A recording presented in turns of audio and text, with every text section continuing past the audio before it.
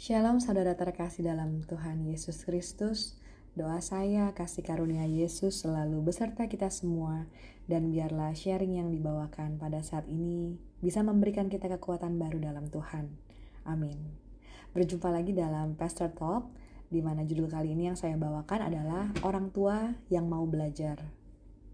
Kalau saya tanya bagaimana perasaan saudara pada saat Tuhan menganugerahkan seorang anak, tentunya hampir semua menjawab sangat berbahagia, sangat bangga. Pada saat Tuhan menganugerahkan kita seorang anak, di satu sisi Tuhan memberikan kita hadiah atau kebahagiaan. Tapi di sisi lain Tuhan juga memberikan kita kepercayaan atau tanggung jawab. Ada ayat dalam Mazmur 103 ayat 13 yang berkata, "Seperti Bapa sayang kepada anak-anaknya, demikian Tuhan sayang kepada orang-orang yang takut akan Dia." Ayat ini menggambarkan orang tua adalah representasi Tuhan di bumi ini yang bisa dilihat oleh anak-anak kita.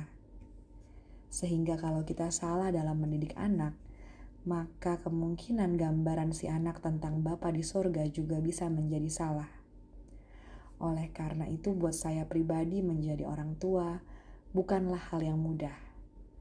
Kalau diibaratkan mendidik anak itu sebagai main game, saya umpamakan usia anak sama dengan level di game tersebut. Dari level pertama, naik ke level kedua, ketiga, dan seterusnya.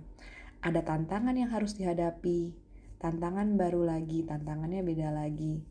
Dan semakin sulit dan semakin beragam sampai ke level terakhir.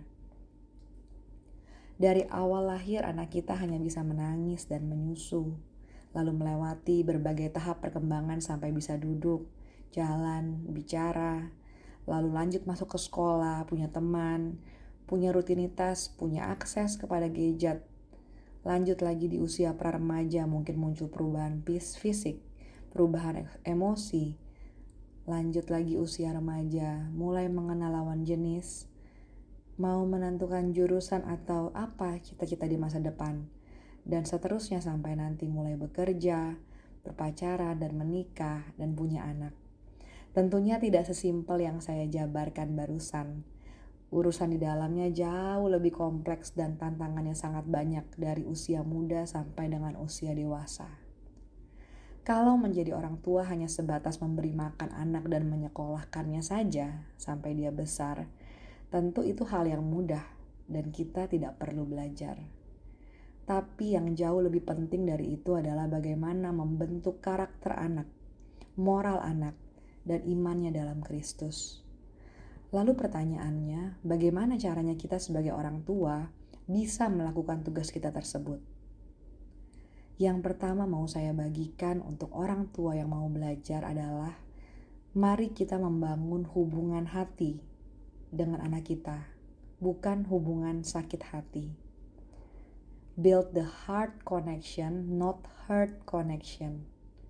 Amsal 4 ayat 23 berkata, "Jagalah hatimu dengan segala kewaspadaan karena dari situlah terpancar kehidupan." Artinya apa yang timbul dalam hati kita, itulah yang terpancar keluar melalui tindakan, perkataan, dan ekspresi atau emosi kita. Oleh sebab itu pada saat kita membangun hubungan hati dengan anak kita, maka akan timbul rasa aman, rasa nyaman, rasa sayang, rasa hormat. Dan pada saat itu terjadi, maka didikan dan nasihat yang mau kita orang tua berikan kepada anak akan lebih mudah untuk didengarkan dan diterima. Lalu pertanyaan berikutnya, bagaimana cara membangun hubungan hati itu? Yang pertama adalah dengan waktu. Kolose 4 ayat 5 berkata, "Hiduplah dengan penuh hikmat terhadap orang-orang luar, pergunakanlah waktu yang ada." Dan di Efesus 5 ayat 15 sampai 16 berkata, "Karena itu perhatikanlah dengan seksama bagaimana kamu hidup. Janganlah seperti orang bebal, tetapi seperti orang arif. Dan pergunakanlah waktu yang ada, karena hari-hari ini adalah jahat." Hubungan hati atau kita bisa sebut dengan kedekatan tidak bisa dibangun hanya dalam sehari, seminggu, atau sebulan saja. Membutuhkan waktu setiap hari dimulai dari sejak anak kita lahir sampai selama-lamanya. Sama seperti hubungan kita dengan Tuhan, kita pun mau terpaut dengan Tuhan setiap saat. Mungkin ada yang bertanya, tapi bagaimana kalau saya bekerja?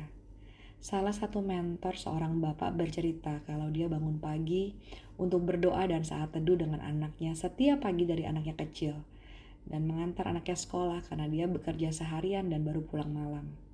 Capek nggak, dia bilang?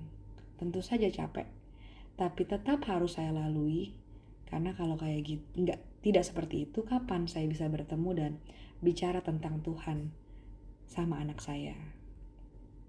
Yang kedua adalah dengan kasih. Kolose 4 ayat 6 berkata, "Hendaklah kata-katamu senantiasa penuh kasih, jangan hambar, sehingga kamu tahu bagaimana kamu harus memberi jawab kepada setiap orang."